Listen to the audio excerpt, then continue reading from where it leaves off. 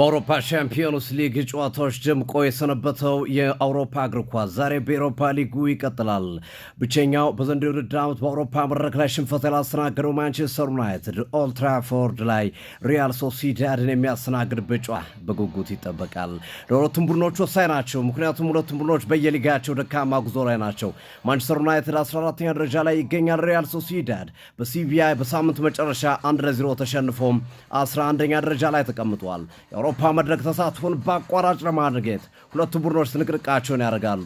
በተለይ ለሩበን አሞሪምና ለማንቸስተር ዩናይትድ የውድድር ዓመታቸውን ሴቭ የሚያደርጉበት ወይም የሚያተርፉበት ጨዋታ እንደሚሆን ይጠበቃል።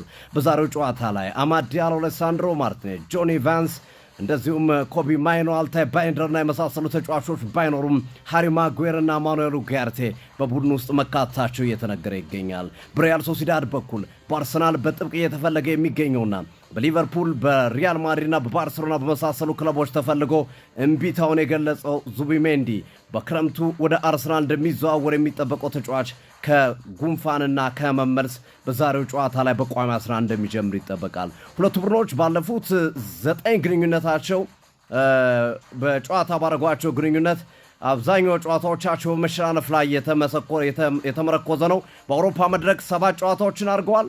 9 ጎል ብቻ ነው የተመዘገበው። ከ7 ጨዋታ 9 ጎል ነው የተመዘገበው።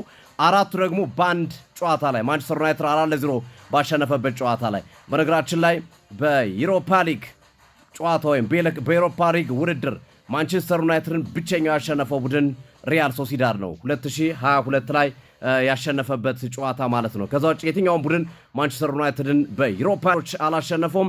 ብቸኛውን ዋንጫ በጆዜ ሞሪኖ ጊዜ ካዝናው ላይ ማስቀመጡ ይታወሳል። የዛሬው ጨዋታ ይጠበቃል።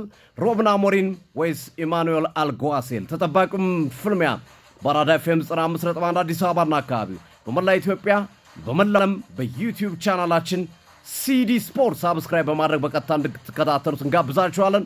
ምሽት 3 ሰዓት ላይ ቀጥሯችሁ ከኛ ጋር ይሁን። ይህ ክላሲክ ዳይናሚክ ስፖርት ሲዲ ስፖርት ነው። ይመቻችሁ።